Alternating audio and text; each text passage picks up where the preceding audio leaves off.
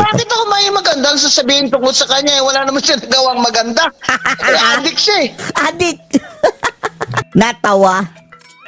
Natawa na lang mga kababayan si Atty. Rowena Guanzon dito sa propaganda ng mga hudas na nagpapatakbo ng gobyerno ngayon, na ang sabi nila, ang 2026 budget daw mga kababayan ay siyang pinakamalinis sa budget ever. Oh, sabi ni Rowena Guanzon, aanhin mo ang malinis na budget kung ang mga nagpapa-implement naman nito ay mga madudumi. Yun pa rin daw mga kababayan, wala rin silbi. Dahil hindi pa rin nagbago mga kababayan kung sino ang namumuno sa ating gobyerno. Tatak Marcos pa rin mga kababayan, para orin nyo po. Bagong taon at may pirmado na rin po itong ating budget ngayong taon. Attorney, ano ho bang masasabi po ninyo dito? Ang Malacanang sinasabi, pinakamalinis daw itong budget natin ngayong taon. Grabe, coming from the words of Bangag mga kababayan. Pinakamalinis. Attorney. Woo! Pinakamalinis. Meron bang, is there such a thing as pinakamalinis na budget? Ay, nako. Baka ibig nila sabihin, wala na daw pork barrel. Sabi nga ni Aimee, mayroon daw pork barrel, pero tinatago lang mga kababayan, pakunti-kunti, isinisiksik sa iba't ibang mga departamento mga kababayan. Kahit sabihin mong malinis ang budget, madudumi naman yung nag-i-implement. Ganun pa rin. Marcos pa rin ang nag-i-implement mga Diba? kababayan. Magnanakaw pa rin dyan sa DPWH. Oh. Attorney, meron... Sa Department of Agriculture.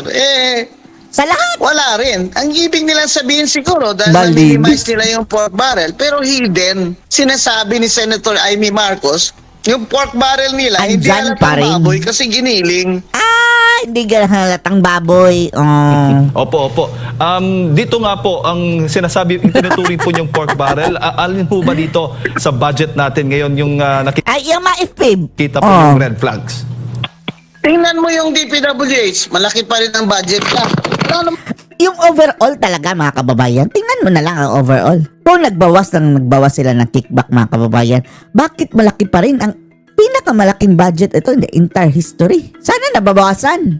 Ang problema niyan, dahil infrastructure drives drives also the economy because of Walang infra. construction. Pero Puro kung pa rin titingnan mo, dapat din flood control. sa atin, alin dyan? Ang sinasabi kasi nila, wala na daw flood control projects except doon sa may mga foreign funding. Hindi naman nila sinasabi sa atin, alin doon ang may foreign funding para ma-monitor din ng mga bansang inutangan nila. Ibig sabihin, nangungutang pa rin ang administrasyon ni BBM. Utang pa more. Opo. Para dito, funding sa budget na ito, na nanakawin lang din ng mga corrupt. Yun ang problema kasi basic We are a poor country. Tapos magnanakaw pa mga kababayan ang namumuno. Kawawa na talaga mga kababayan ng Pilipinas. 6.7 trillion. Di-deficit pa rin. Kasi ang sabi nga ni Secretary Uutang. 1.6 trillion pa ang utang na babayarin dyan bawat taon-taon. Di-deficit yan. Saan nila kukunin yan? Hindi sa taxes natin. Pinipilit nila tayo lagi sa VAT na yan ng 12%. Ayaw ni Recto ibaba ng 10%. Dahil tayo Sino ba yan si Recto mga kababayan na siya ang parang bida-bida dyan? nagbabayad ng utang ng administrasyon Batuhin nyo nga nasa baba. Dahil lahat sila sa taas ni BBM na Joke lang ha. Sasabihin na naman na inciting to sedition. Kung hindi ba naman siya nga itong si Vilma mga kababayan, kaya nyo kami binabato dahil nasa baba kayo. Ang taas ang tingin sa sarili. puro magnanakaw. Hindi nila, mga kababayan, nililin lang tayo nito ni BBM Nililin lang niya tayo. Akala niyo talaga napakatanga na Oo. ng mga Pilipino. Ganyan mga kababayan yung mga nakakatawa na itong mga parang mga adik mga kababayan na nailagay lang sa pwesto na kulang-kulang naman mga kababayan sa abilidad na mamuno. Tapos bubudulin ka. Obvious sa pambubudol na mga kababayan. Tapos convinced sila na naniniwala kayo. Diyos ko Lord. Ngayon lang siya nakaramdam na lame duck president na siya. Ay matagal Sa yan. midterm niya. Kasi tagal ng lame. Itong social media, ito ang malaking tulong sa atin na tayo'y nagpaprotesta Tingnan nyo, mga kababayan, kahit kahit nagdadasal si BBM, pinagtatawanan sa social media. Kahit siguro magpapako yan, mga kababayan, sa cruise. Pagtatawanan pa Sa rin mga yan si Bangag. pagnanakaw nila. Kahit anong Huwag niyo gagawin. silang Kahit anong gagawin. Huwag nyo silang lubayan, huwag kayong maniwala dyan. Nasabi nila, this is the cleanest budget. Ay, nako, para na rin sinabi, mga kababayan, na parang sinabi ng tae na malinis ako, Diyos ko Lord, kahit anong hugas mo, tae ka pa rin. Niwala ako sa inyo. Ibig nyo sabihin, wala kayong insertion during the BICAM talaga? Tawag na nga ninyo, amendment Sabi ni Risa Ontiveros. Amendment. At hindi lang sa BICAM daw, mga kababayan, sa NEP pa mismo. Kahit hindi, mga kababayan, nirecommend ng mga nag-aaral na mga ahensya para sa NEP, ini-insert na doon na mismo. Wala daw siya insertion. Meron siya amendment. Sabi Ay, ni Frank naku, Drilon, Senate President Frank Drilon. The same. Amendment at insertion, parehas lang yun. Sino ba mas matalino? Si Senate President Drilon o si Senator Risa Ontiveros? Ang hirap talaga itong ginagawa tayong bobo, kaya sawang-sawa na ako. Sabihin nila, to si Atty. Guanzon, wala nang magandang nasabi tungkol kay BBM. Wala naman talagang Anong kapuri-puri dito kay BBM, mga kababayan? Wala. Diyos ko Lord. Sa sobrang sama, mga kababayan, itong Bangag. Kahit pa siguro hindi si Sara, mga kababayan. Kahit hindi si Sara ang kanyang kalaban. Maglilin towards the opposition, mga kababayan, ang mga tao dahil sa sobrang sama na pinaggagawa ng Marcos sa ito. Bakit ako may magandang sasabihin tungkol sa kanya? Wala naman siya nagawang maganda. Addict siya Addict! Oh. Opo, attorney, at yung Si Ivy nagsabi itinuturing na mga allocable items, iba pa yon. Iba pa yun. Sinasabi niya, hindi daw yun pork barrel. Ano ang ibig mong sabihin? Bakit allocable ang tawag dyan? Ngayon lang niya, talagang unprogrammed funds niya sa budget, binaba niya. Pero meron pa rin. Kasi yung unprogrammed na yan, prohibited naman talaga yan. Hindi yan ginagawa nila ni Recto at ni BBM at ng Speaker at ng Senate President out of the goodness of their heart. Ginagawa nila yan kasi prohibited na yan ng Supreme Court, unconstitutional na yan. Ginagago naman tayo Napakadami natin abogado, natatanga-tangahan tayo. That is prohibited, that is unconstitutional. It's unconstitutional to Iniiba-iba lang ang pangalan, no? meet all excess or reserve funds of government-owned and controlled corporations. Yan ang ginagamit noon ni BBM for 3 years. Bilang pundo ng kanyang unprogrammed funds kung saan ang unprogrammed funds, presidente lamang ang makaka-release niyan. Kaya BBM, wag mo na kaming gawing tanga kagaya mo. Alam naman namin na ikaw lang makakalabas na unprogrammed funds. Kaya kagaya nag-design mo. yung Secretary Amina. Hindi niya na kaya yung batikos dahil totoo naman.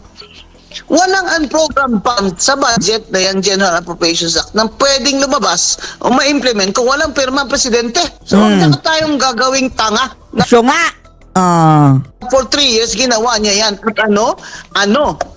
At ang paraan para makakuha sila ng perang kukurakutin nila. Lahat ng reserve funds natin sa PH, Philippine PhilHealth, kinuha nila 89 billion. Sa PDIC natin, more than 100 billion. Buti na lang, mga kababayan, napigilan yung GSIS dahil pati sa pondo na siguro na para sa mga kababayan sa pension. Malamang kung hindi yun napigilan, ninakaw na rin yun, mga kababayan. Ano pala, gatasan pala yun? Government-owned corporations, ginagawang milking cow ni BBM para ipondo niya sa unprogrammed funds niya. Diyos ko Lord, bangag. Ang unprogrammed funds, dapat lang yan may mga excess revenues na hindi inasahan. I-replay niyo yung mga interview ni Meron ba tayong excess? Kulang pa nga, nangungutang pa nga. Kung mayroong excess, mga kababayan, wala na sanang utang. Recto. Lumabas din yun sa kanya dahil alam niya naman hindi tayo tanga. Yung unprogrammed Ginagawa tayong tanga funds na yan, that's just in the budget, pero wala yung pondo. Ang problema, mga kababayan, sa talaga, sa kanilang gustong mangurakot, mga kababayan, na una pang napunduhan ang unprogrammed funds. Ganyan sila kahudas. Grabe, no? Napopondohan lang yan sa excess revenue. Kaya dapat nga yan, nilalabas lang yan towards the end of the year na alam mo na kung may excess revenue ka. Paano ka may excess revenue? Wala nga, deficit ka Nguta nga. nga, oh. Opo. Deficit nga. Itong gobyerno niya. Kaya siya nangungutang every year. O 1.6 trillion pa ang babayarin na utang this year. 6.7 ang trillion ang budget natin. Saan nila kukunin yun? Sa taxes natin. Sa taxes natin, lalo na yung 12% VAT na pahirap sa mga mahirap. Yan ang, Oo nga, no? Hindi na sila nakontento. yan ang mga kababayan. Ang laki ng... Ito, bagong taon VAT? ito, nagmamalinis si BBM at si Recto. Huwag kayong maniniwala. Rectum. This is the cleanest budget ever. Bullshit. Oh. Erset. Attorney, ito nga Ma-Erset. nababanggit po ninyong unprogrammed funds. May mahigit 90 billion pesos po ang vinito ng Pangulo at may mga Yung pagbito-bito nilang ganyan, mga kababayan, scripted yan. Talagang nilagay nila yan, mga kababayan, para ibito. Para kunwari, Natitira pa. mayroon silang binito. para po sa inyo, dapat lahat ng unprogrammed funds alisin dito sa budget natin. Dapat alisin yan. Hindi nga yan nakaprograma Ginawa niya yung, kumbaga yun yung kanyang tawag dyan piggy bank. Piggy na bank. Kukupit-kupitin niya yan pag may, President, kailangan ko ng ganito, tulies dun sa district ko para may kickback ako dyan na 20%. O, di ba? Wala nga pondo yan. Excess revenue lang ng mga kapondo dyan. Dapat Tapos yung ayuda, mga kababayan, na 500 billion, 'di ba? Saan program yun dati? Ginamit nila, mga kababayan, sa kanilang pamigay-migay. Hindi nakaprograma, nauna pang napupunduhan, mga kababayan. in-erase niya na dahil deficit naman tayo. Anak ng tinapaka BBM. Anak ng tinapaka. Taon pa. Talagang Anak ibabaon mo ng na kami sa bangag. utang. Kawawa mga kaapu-apuhan namin. Pero ikaw, baka siguro, dahil bangag ka, hindi mo napipil yun. Saka ang dami-dami yung pera na dahil ninakaw. bangag. Hindi nyo na maubos yan. Sa 3 kamatayan nyo man, hindi nyo maubos yung ninakaw nyo sa amin. Pero paano mga kamahihirap? Paano? Sa 3 years na ito, paano ang services? Sabihin nila, may maip naman attorney, may ganyan-ganyan, ayuda. Kailangan namin trabaho. Hindi mapipil dahil bangag na. Kailangan ng mga hirap trabaho, hindi ayuda. 2.4 million ang walang trabaho nitong Paskong ito. More than 1/2 sa mga Pilipino nakaranas ng gutom. Ito ba ang administrasyon Yan. na gusto nyo maulit pa sa Oh. 2028? Ayaw na daw bumaba eh. Huwag kayong Gusto na maghabang buhay, mga kababayan, na presidente. pumayag na linlangin kayo uli ni BBM at ng kanyang gang. Okay lang yan sila dahil mayayaman sila. Paano kayo? Pagka-graduate ng mga anak nyo na halos hindi na kayo kumakain. Parang ang baybaon ang mga anak nyo sa college. Pagka-graduate after 3 years, walang trabaho. Sino Wala. Nag-K plus 12 pa, mga kababayan. mag-invest sa Pilipinas kung ganito tayo ka corrupt?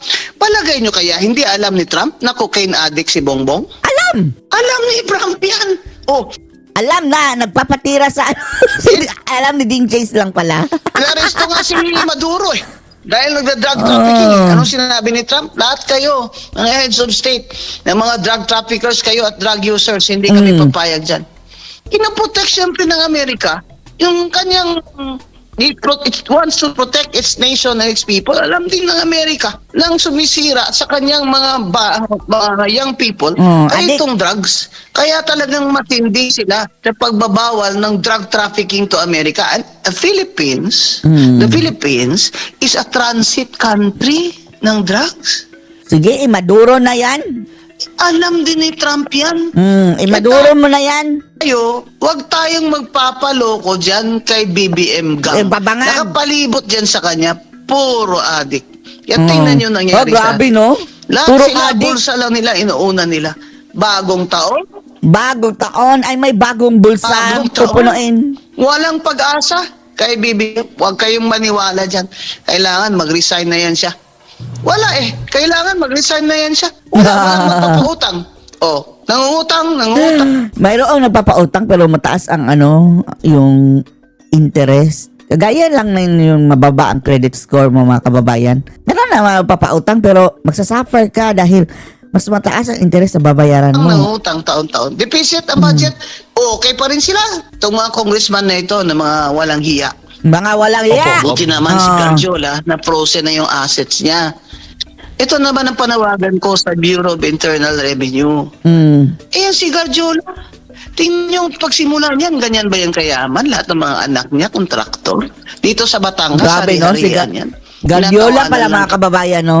Sikreto lang yan si Guardiola, pero dapat talagang mga kababayan, wala eh. Walang parang mga balita masyado. Nabigyan na rin ba mga kababayan yung dapat nabigyan na? Para tumahimik? Amin dito dyan sa Batangas. Ha? Mm. Yung Guardiola na yan, frozen na assets niya, nakangiti pa siya kasi marami siyang tinago. Dapat yung BI Maraming maleta. calling the Bureau of Internal Revenue. Eh, singilin nyo na ng unpaid income tax at pahilan nyo ng criminal complaint ng tax evasion yan si Garjola para talaga matigil na itong mga magnanakaw na congressman na ito. Magnanakaw. Opo. Attorney, bago ko lang ipasok kay Partner Admar at mga karagdagang katanungan ko po mamaya, sa tingin mo, so ibig sabihin, may legal na basihan o batayan ng ilang kongresista nga o ilang individual na may balak pong maghain ng reklamo patungkol nga po dito sa 2026 National Budget natin sa Supreme Court? Oh, tama naman. Maganda naman yan. Lalo na, di ba, yung one sambayanan ni former Justice Walang kwenta din yan. Wansang bayag. Antonio Carpio, di ba, pinanalo naman nila yung kaso doon sa na ibalik yung PhilHealth. Di ba? Ngayon, may nag-file naman, di ba, na, hindi pwede yan. Ibalik nyo yung PDIC na yan.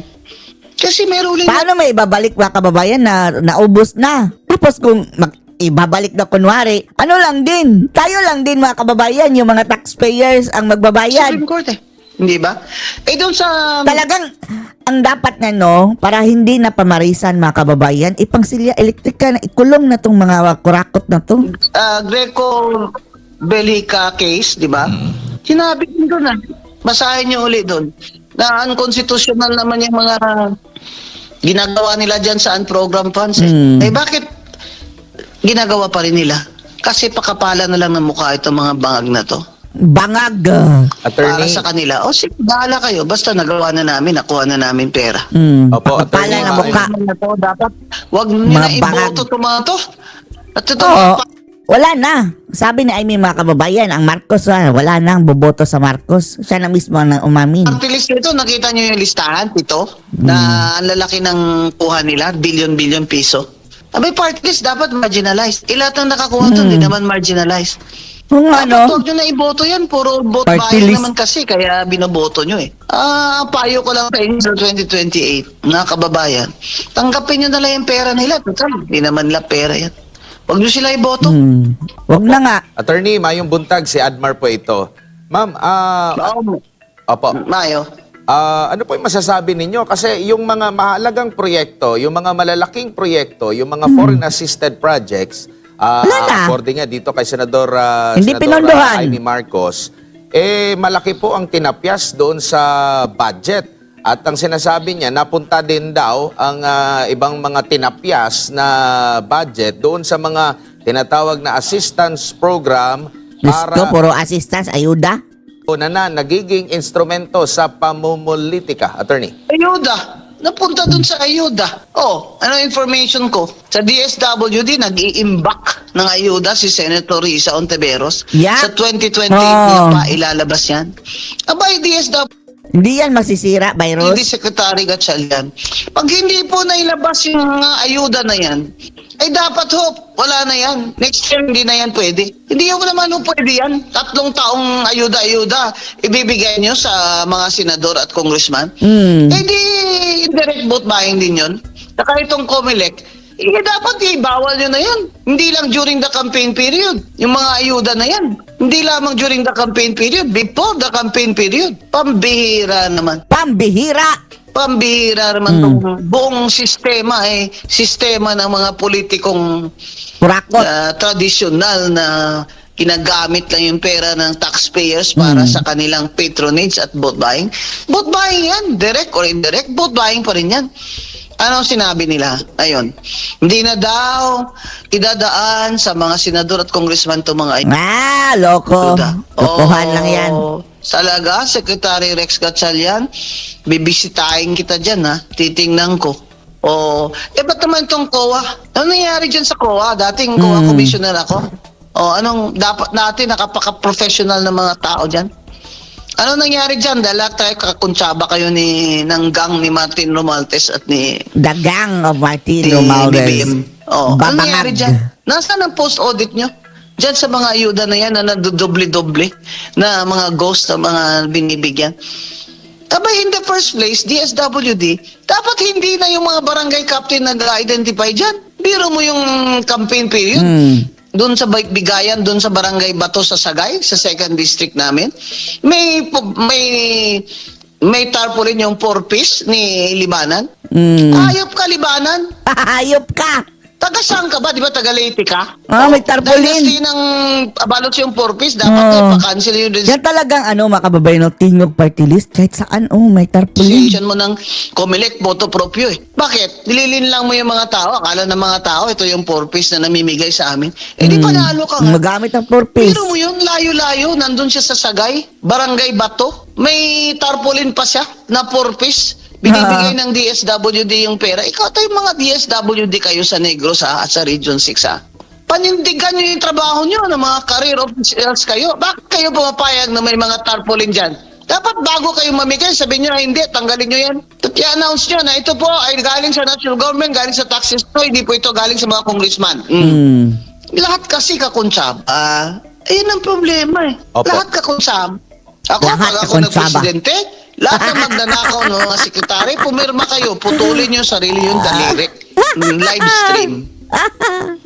Opo. Attorney, panghuli na lamang po dahil nabanggit din po ni Senadora Amy Marcos na giniling at inireconstruct daw po yung pondo ng gobyerno at yung iba pa ay nag-allocate na maaring gamitin sa paglalatag po ng yung sa isinusulong or sa muling pagbuhay nitong impeachment laban kay Vice President Sara Duterte po, Attorney. Ano masasabi niyo po? Ay, ano pa nga ba? Siyempre, yung mga allocable nila, ano pala yun? Abangan nyo. Yun nga ang challenge ko kay Secretary, kay Speaker D. Speaker D, magpakita ka naman na hindi ka naman puppet ni BBM at ni Sandro Marcos. Puppet. Sa sarili mo lang naman region, kayang-kaya mo nang panalunin sarili mo without them. Napakabait mong tao, kaya ka naman nila... Nako, ewan lang natin din. Akala nila, mauutosan ka nila. Abay, kung gusto nilang mag-file ng impeachment dyan, bakit kailangan silang makakuha ng kanilang mga pondo sa project nila? Galing sa speaker yan. Ang speaker ang may control dan. Pag nangyari yan, makikita na natin, hindi naman pala... Ito palang speaker, hindi naman pala for reform, di ba? Hayaan mo sila, pumirma sila dyan, pero walang kapalit, di ba? Kaya yung unang impeachment, talagang yun, from the start, tainted yun. Walang talagang mga kababayan. Ngayon din. Yung February nila mga kababayan, gayon din. From the start, kasi The same. namigay talaga ng pera yun eh. Saka project funds eh. Yan si Martin Romualdez, nasaan na ba yan ha? Nasaan na yan? Opo. Natatago si Nagtatago Martin na. Luther kasi tinago niya na yung mga pera natin abroad. Ay, yung asawa niya, nandyan pa eh. Isa pa yan, kapal ng mukha. Pieda Romualdez, ang kapal ng mukha mo. Mga 3 terms ka na. Pumasok ka pa 4 terms sa tingog. Ito namang Ang kapal mga kababayan, no? Pwede pala yan na 4 na na mga kababayan, termino na. What a joke. Mga bending the law mga kababayan talaga. si Chairman Garcia ay pinayagan ka. Ano ba yan? Nakakabobo na talaga ang power? Kasi nandyan na yan sa batas eh. And when the law does not distinguish, you should not distinguish. Pag sinabi ng law na yung 3 terms ka lang na sunod-sunod as congressman, hindi sinabi na except the party list. Alam mo, nakakabobo na kayo eh. Noon, quiet. Bakit ang pinayagan mga kababayan ng Comelec? Ito visit talaga ito si George Garcia mga kababayan, no? Grabing kademonyuhan pinagagawa ba? Lang ako pero nakakabobo na kayo. Comelec commissioners, ang gagaling nyo dyan. Yan ibulok din sa kulungan yan si George Garcia mga kababayan. Opo. Nakakahiya yan na nag-commissioner tayo tapos during the term of Marcos and Romualdez, tatango-tango lang tayo dyan sa kanila. Bakit? Kahit hindi naman silang presidente, may pension ka naman bakit hindi mo na lang Maleta. galingan? Bakit hindi ka na lang maging dignified dyan, maging honest with integrity Abogado ka yan dyan? ni Yun na Marcos, naman ang habol natin Tumanda tayo na Paurong. hinahangaan tayo ng mga pamilya natin, ng mga apo natin at mga tao. Hindi ba?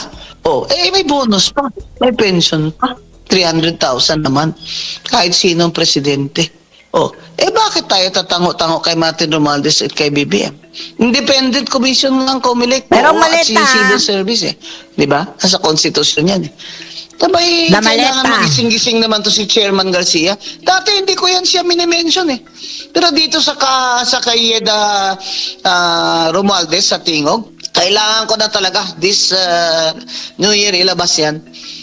By motu proprio, COMELEC, you can cancel the registration of Tingog on the ground that they are violating the law and the rules. Knowing fully well na naka 3 terms na consecutive si Yede Romualdez, ilagay pa rin nila as nominee. Yun lang ang ano ko dyan, na hindi tayo dapat tumigil sa pagbabatikos to sa mga mga kamalian nila. Kasi, anong sabi? Pag tayo na may alam tayo, na may kakayahan tayo, magsalita. Dahil kung hindi ka magsasalita mga kababayan, mamimihasa sila. Mamimihasa. hindi naman tayo hindi tayo umaangal sa kamalian, para na rin tayo Ag-agree. ang nagkasala niyan. At para sa inyong marunong sa Biblia at alam itong sasabihin ko bago ako magtapos, anong sinasabi sa Biblia? You are the light of the world. You are the salt of the earth. Let us all be the salt of the earth. Kailangan ng mga kamalian, mga pagdanakaw, kailangan nating tutulan. Maraming salamat po. Happy New Year po sa inyo lahat. Happy New Year! Ano masasabi niyo dito mga kababayan? Post your comments below.